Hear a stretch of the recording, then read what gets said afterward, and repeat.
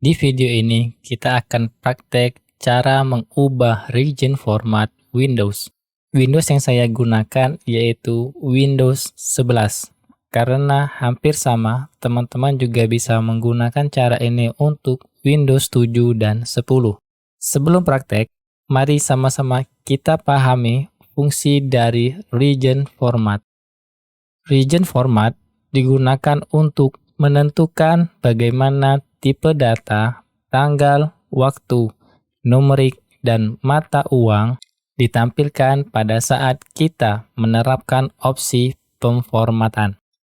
Sebagai contoh, jika region format kita dalam bahasa Inggris, maka tanggal, waktu akan tampil seperti ini.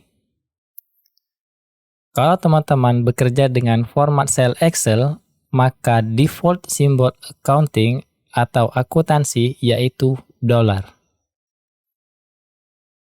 Jika region formatnya kita ganti ke Indonesia, maka penulisan default tanggal, waktu, dan simbol accounting akan seperti ini.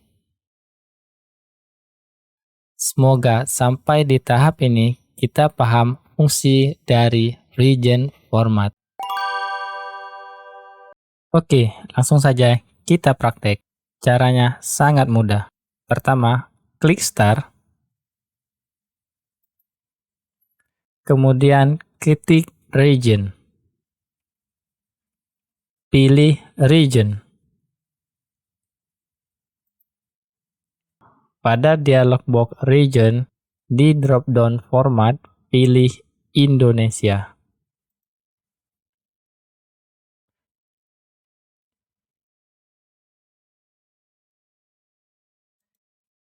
Jika sudah, pilih OK. Perubahan region format sudah selesai. Oke, segitu dulu yang bisa saya bagikan. Seperti biasa, terima kasih sudah menonton. Semoga bermanfaat. Jika ada topik yang ingin saya buatkan atau kritik saran yang membangun, silakan teman-teman tulis melalui komentar di bawah.